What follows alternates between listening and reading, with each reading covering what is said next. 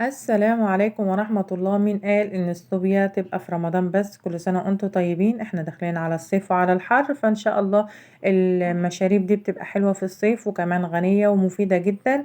فإن شاء الله هنعملها في البيت. وكمان الصوبيا ما بتبقاش متوفرة في المحلات بعد رمضان، لأن الشركات مش بتنزلها إلا في رمضان. فاحنا إن شاء الله مقاديرها سهلة وبسيطة جدا، وهنعملها ونخليها متوفرة دايما على طول عندنا في البيت بطريقة سهلة ومقادير بسيطة جدا. بس قبل ما نبتدي أتمنى تشتركوا في القناة، تضغطوا لايك للفيديو، تفعلوا الجرس على الكل علشان يوصلكوا إشعار بكل وصفاتي. ويلا بينا نسمي الله ونصلي على الرسول عليه أفضل الصلاة والسلام، ونشوف مقادير الصوبيا ايه النهاردة.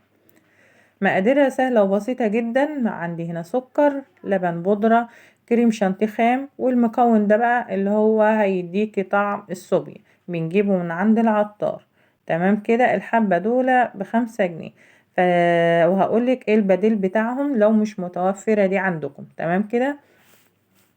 هجيب بقى هنا الصينية اللي انا هقلب فيها المكونات بتاعتي. هحط هنا بقى كيلو الا ربع سكر. انا هنا حاطه السكر حبيبات علشان انا عندي السكر ده مش خشن قوي وكمان لونه فاتح. فيعني لو عندك السكر بتاع التموين يفضل ان انتي تطحنيه في الخلاط علشان يديكي نفس النتيجة. انا هنا ما طحنتوش علشان هو لونه ابيض فاتح، وكمان عشان احنا كده كده بنضربها في الخلاط. حطيت كيلو الا ربع سكر. هحط عليه كوباية ونص كريم شانتيه خام بشتريها سايبة من عند العطار. هحط هنا بعاير بالمج العادي بتاع الشاي.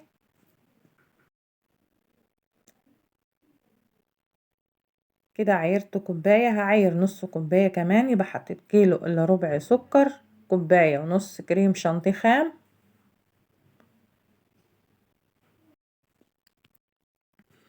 بكده كوباية ونص. هحط بقى كمان نفس المعيار، هحط كوباية ونص لبن بودرة بشتريه برضو سايب من عند العطار، وهو الكريم شانتيه.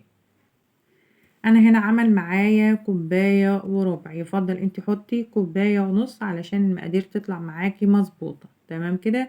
يبقى كيلو الا ربع سكر، كوباية ونص كريم شانتيه خام، كوباية ونص حليب بودرة. والمكون بقى هنا اللي هيديكي طعم الصوبيا اللي هو بشتريه ده من عند العطار، تقولي له عايزة بودرة جوز هند هعمل بيها صوبيا. بيديك الحبة دول كده حوالي معلقة كبيرة، هنحطهم كلهم لان بجد هي بتفرق في الطعم وبتنقلك المكونات اللي احنا عملناها دي لطعم الصوبيا بالظبط. وكمان ممكن تحطي هنا فانيليا معاها، بس بجد البودرة دي كافية ان هي بتديك طعم الصوبيا وريحة الصوبيا. وكمان يعني بتبقى نفس بتاعت بره واحسن كمان. كل حاجات خامات نظيفة واحنا عاملينها هنا على ايدينا. ولو مش متوفرة عندكم بتجيبي كوباية جوز هند، وبتبدأي ان انت تطحنيها كويس ناعم جدا في الخلاط، وتنخليها مرتين تلاتة كده بمصفى تكون ناعمة علشان تديكي نفس النتيجة. يبقى لو مش متوفرة بودرة الجوز الهند هنحط كوباية جوز هند بس نطحنه ناعم في الخلاط. تمام كده.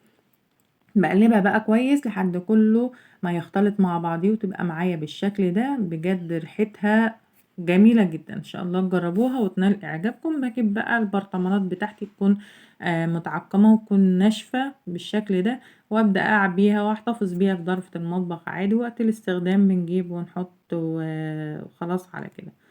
بس بجد ان شاء الله هتجربوها لان بجد موفرة واحسن من بره. وكمان ان هي بتكون غنية، فيها لبن وفيها سكر وفيها كريم شانتيه. فبجد ان شاء الله تجربوها تنال اعجابكم. تعالوا بقى بينا نشوف هنحضرها ازاي او هنحط قد ايه على اللتر.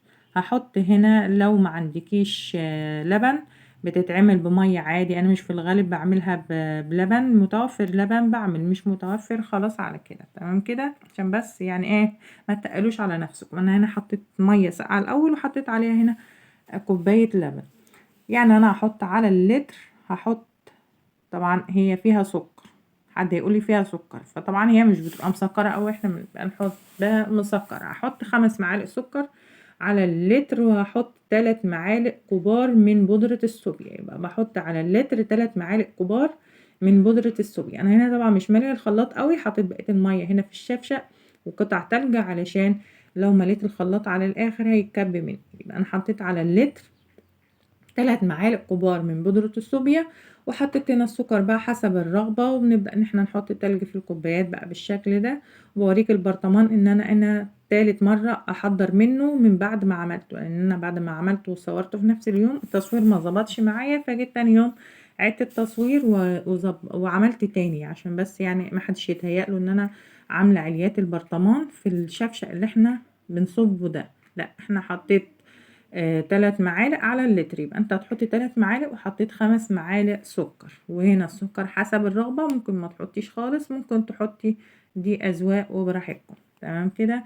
طبعًا بيبقى عاملة فوم كده وطعم حلو، وإن شاء الله جربوها كمان باللبن بيبقى طعمها أحلى، ومن غير اللبن برضه طعمها حلو، يعني المتوفر والمتاح ليكم، وإن شاء الله أتمنى تجربوها. أشوفكم في فيديو جديد، والسلام عليكم ورحمة الله وبركاته.